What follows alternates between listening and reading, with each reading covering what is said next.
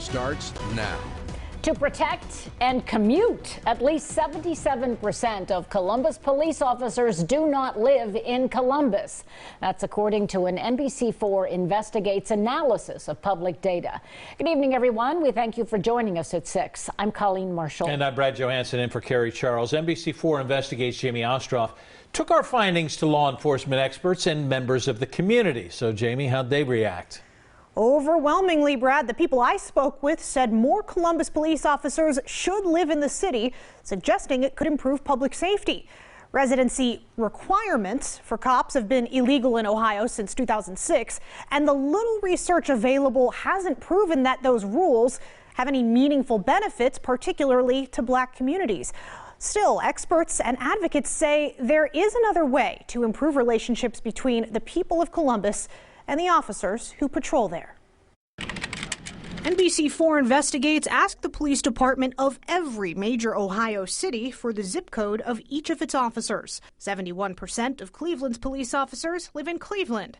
63% of Cincinnati's live in Cincinnati, but 23% of Columbus police officers live in the capital city. That includes the officers living in zip codes that overlap the city's jagged borders. So that number is likely even smaller. We found the zip codes with the highest concentration of Columbus police officers are in Grove City, Pickerington, and Hilliard. That's concerning, says local NAACP president Nana Watson. It's not being able to understand differences in people, the color of their skin, the way they talk, the way they look. You have to be engaged. Watson wants to see a police department that better reflects the community it serves.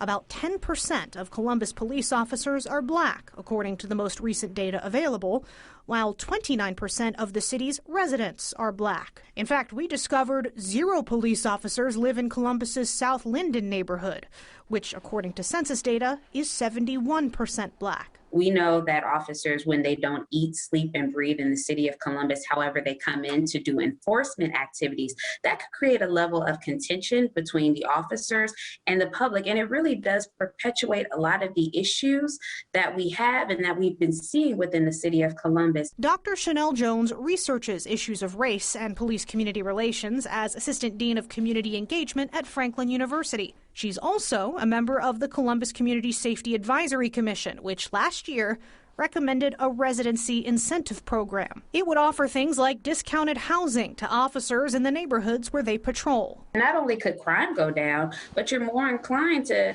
have somebody, if they know about a crime that's happening, they may call and report it because they feel more connected to their officer. While the city has adopted most of the commission's 80 recommendations, the residency incentive program is not one of them. According to the city, it has been approved, but it still needs funding or bargaining. Interim Police Chief Mike Woods declined my request for an interview, but said through a spokesman that he's not looking to make any big changes, like a residency incentive program, as interim chief. I also reached out to Capital City FOP President Keith Farrell. He did not get back to me, but I did speak with a lifelong South Linden resident who is pushing for change with or without residency incentives. Hear what he has to say at 11 o'clock. And meanwhile, if you want to know how many Columbus police officers live in your zip code, you can find out on our interactive map. That's up at NBC4i.com. Local for you, Jamie Ostroff, NBC4.